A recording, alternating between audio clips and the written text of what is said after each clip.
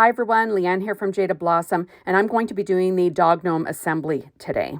Hey, so I'm using Jada Blossom's Gnome Dies Easter add-ons too, along with our Gnome Dies, our Gnome Dies Christmas add-ons too, and our Gnome Dies Sweetheart add-ons because it's almost Valentine's Day. And I'm also using Love Notes from Doodlebug. So all my die cutting today was done with my Mini Empress machine, working on a Stampin' Up! Pad as per usual. I cut my base layer out of paper tray ink black cardstock, and now I'm going to be ink blending with Distress ink in ground espresso around some Recollections craft cardstock. Now, this has been a well-requested video because the amazing Karen Scher came up with the idea to make a little dog out of Jada Blossom's, one of their most beloved die sets. Now, I thought this was so creative and amazing. I thought she did such an amazing job. Now, remember, like the main pieces that you need are the Gnome Dies Christmas add-ons, 2 for the ears. You need the Gnome Dies. You need the Gnome Dies Easter add-ons, 2 for the feet. But remember, you can put whatever hats and whatever other Gnome Dies add-on sets you want with this dog and decorate them however you like. Now, I just decided to use the plain hat this time, but remember, you could use any of the hats. Now, this amazing Karen Scher, I've really enjoyed watching your projects on the Jada Blossom Garden of Creativity on Facebook. And we encourage you to keep sharing because they are super cute.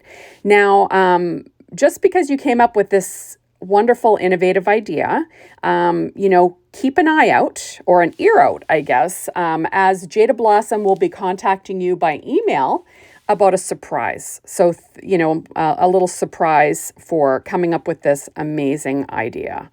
So remember, everybody, this is not my idea. This was Karen Scher's, and I like to share or give recognition when it's due. I try not to take other people's ideas as my own. This was not my idea. This was Karen Scher's idea.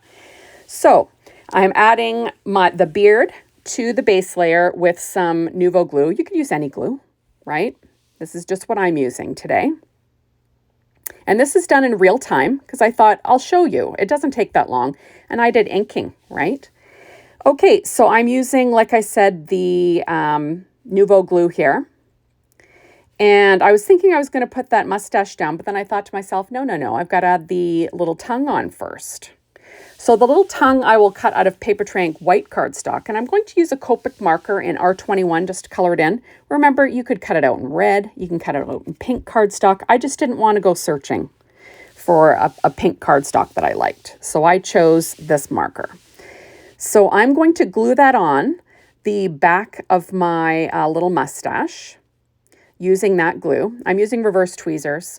I also use my Studio Katia embellishment wand to pick stuff up like I always do.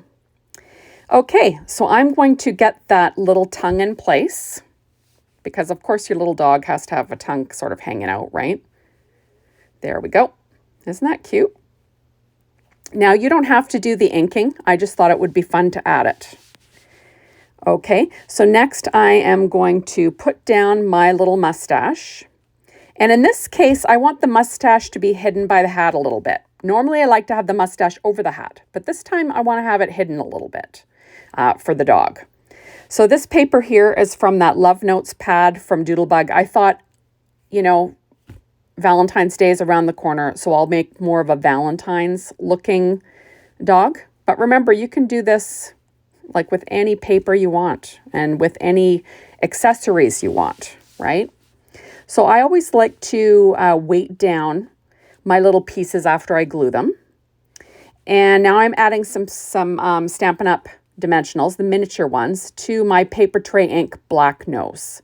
And then I will pop that little nose on top of that little doggy mustache and the hat.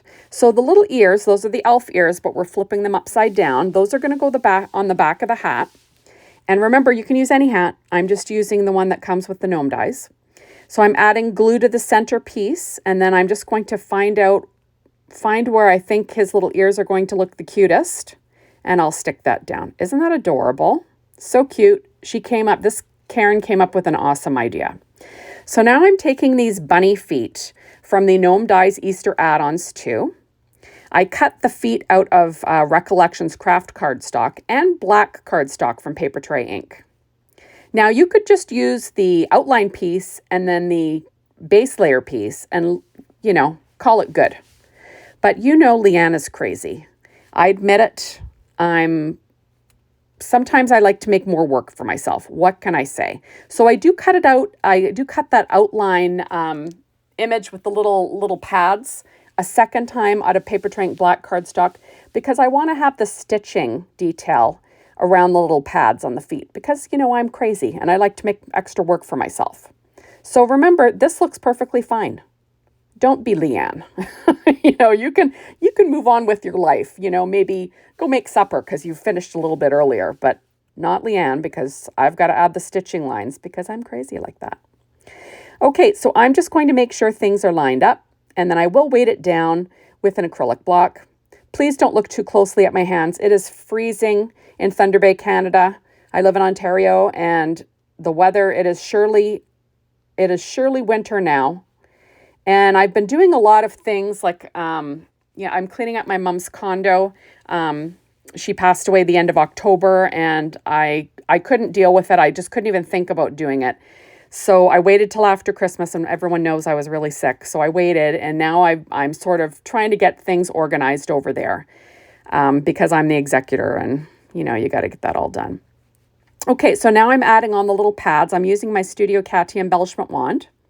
And this is just like doing a puzzle, right? It's nice and easy. And I'll just add the little pieces in the little cutouts.